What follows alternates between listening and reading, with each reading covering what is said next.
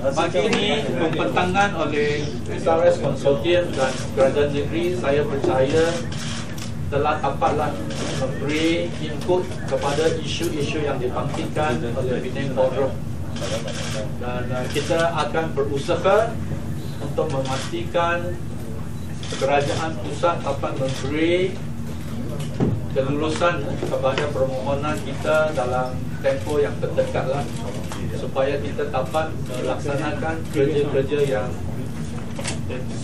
menyusul seperti mereka bentuk yang detail, mengadakan public display supaya rakyat jelata dapat memberi input kepada cadangan kita.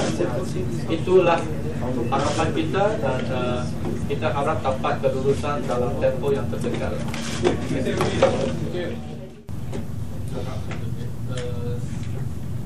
Moving people, not cars, I think is the aspiration of the state government on the basis of the health growth study. But the health growth study and the state government vision is also achieving, even if we target this, it is achieving 40-60 model share, 40 public transport, 60 vehicles. So as we do all these public transport projects, it is to cater and to achieve the 40% public transport mode. But 40-60, what about the 60 roads are still needed to cater to private vehicles, which is the 60% of the vision, 40-60 mode share vision. So Penang Forum always question why is the need to build more roads when you aspire to move people, not cars. But this aspiration comes under the bigger picture of 40-60. If we achieve this, it is considered a great achievement, because at the moment it is 3 or 4% of public transport mode share. To go to 40%, we are trying to do the LRT and all that. But what we are doing may only achieve 40% mode share. What about the 60%? So in this proposal, there is only one highway, PIL highway. Of course, the other 3 mega road projects are planned earlier.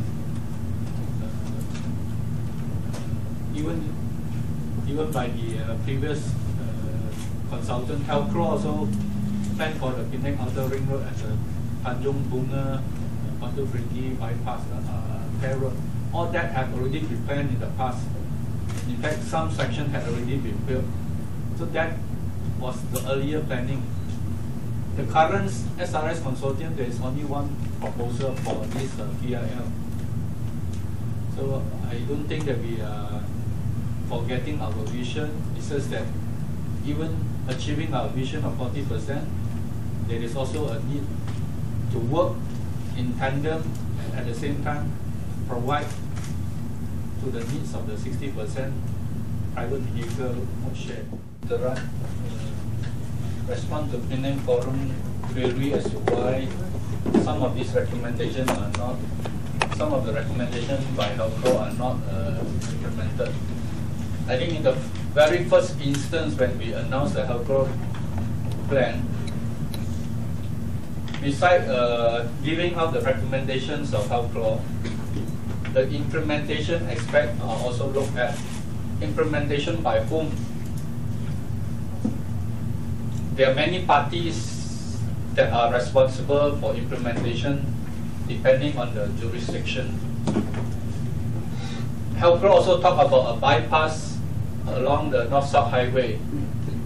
If it's North-South Highway, jurisdiction-wise, definitely it comes under Lower Raya Utara Selatan Plus. A bypass from Juru to Sungai Dua or Kepala Patas. So that, although it is in the HELCRO master plan, the state government is not doing it because it comes under the jurisdiction of Plus.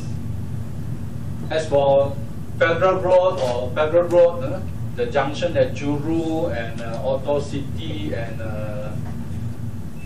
Pematang Pau, where you have serious congestion at the moment. Although it also comes under plus, I think SRS has took this initiative to propose 2 or 3 tiers highway interchange. That should come under plus, but SRS has also proposed to undertake the interchange, but that will come later.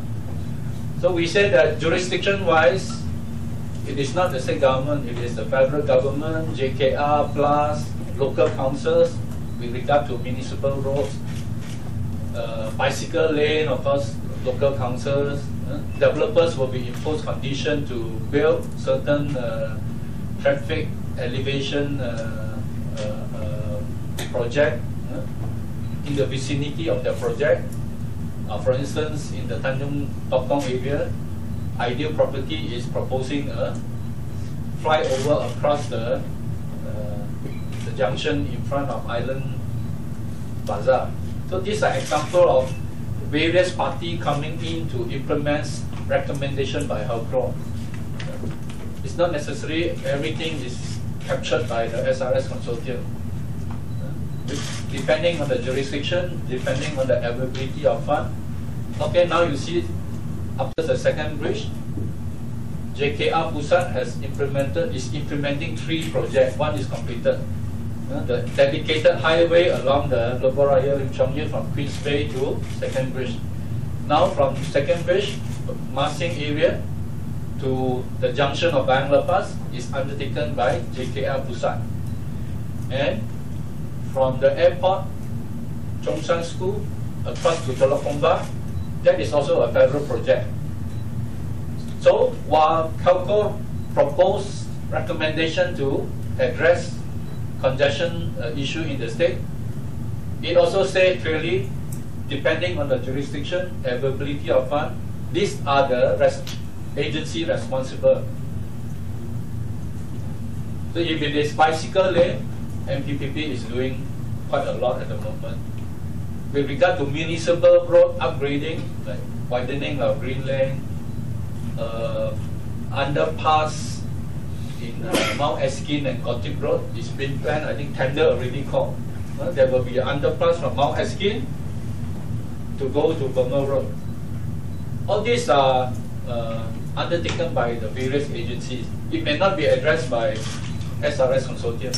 SRS consortium is basically dealing with the public transport system and one highway and the reclamation as a funding model. Whereas others will come in on a smaller scale. We impose infrastructure contribution on developers, and these funds are used to carry smaller scale projects, a few million projects, 10, 20 million projects from this contribution. Offhand, I think I can just think of this few. There is also a plan to do an underpass along Datuk Kramat into Patane Road. Things like that are being undertaken by the local councils. So the question that why SRS is not implementing the HELCO recommendation, they can't. I mean, they are not entrusted to do everything, whereas other agencies responsible are doing respectively. The plus bypass, I don't know, they are working on it. Something like the Jelapang bypass, where the localized traffic don't have to mix with the highway traffic. So that would ease a lot of congestion along the Juru to Sungai Dua section. So that's why, in response to Penang Forum question, why not implementing, I think it's not true that it's not being implemented, but not by SRS, by other agencies.